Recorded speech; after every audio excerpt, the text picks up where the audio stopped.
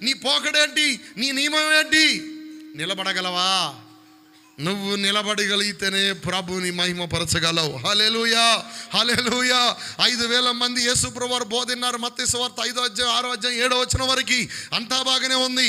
యేసు ప్రభువారు సెలవు మాత్రం ఒక్కళ్ళు లేరండి. ఒక్కళ్ళు రాలా. ఎవరన్నా వస్తే అరే ఈడు కూడా యేసు ప్రభు శిష్యుడు అంటే సెలవేస్తారని సెలవును చూసి పారిపోయారు. హల్లెలూయా. సెలవును చూసి పారిపోయేవాడు క్రైస్తవుడు కాదు. హల్లెలూయా. సావడానికైనా సిద్ధం, చంపడానికైనా సిద్ధం. దురాత్మను అనుకునేటట్టుగా నువ్వు ఉండాలి.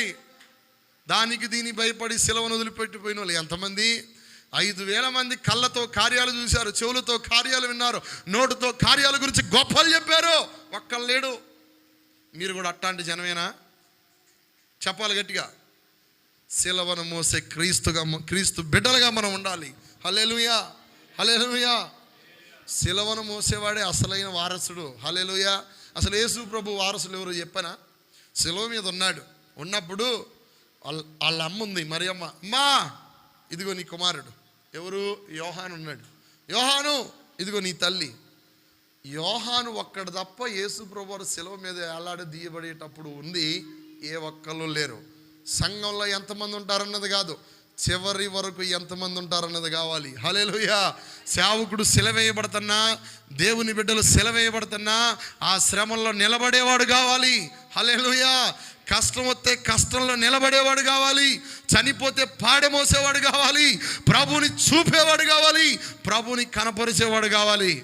అంతేలే, మనకెందుకులే, మనకు అవసరమా, మనకు వచ్చారా, మనకు పోయారా, ఇవన్నీ మనుషుల ఆలోచనలు.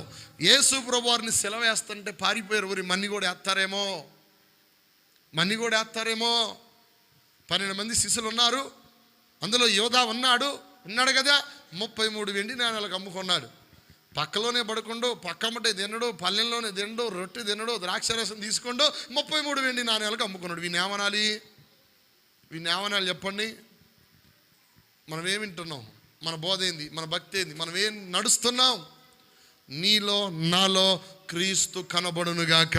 ఆమేన్. దేవుని బిడ్డలం అండి. దేవుని పోలికలు ఉండాలి.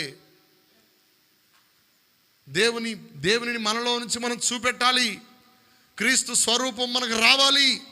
క్రీస్తు స్వరూపమును మనం ధరించాలి. హల్లెలూయా, హల్లెలూయా. చూడండి ప్రియులరా, ఆ రాయి దేవదూత పొరలించింది. వీళ్ళు వెళ్ళేసరికల్లా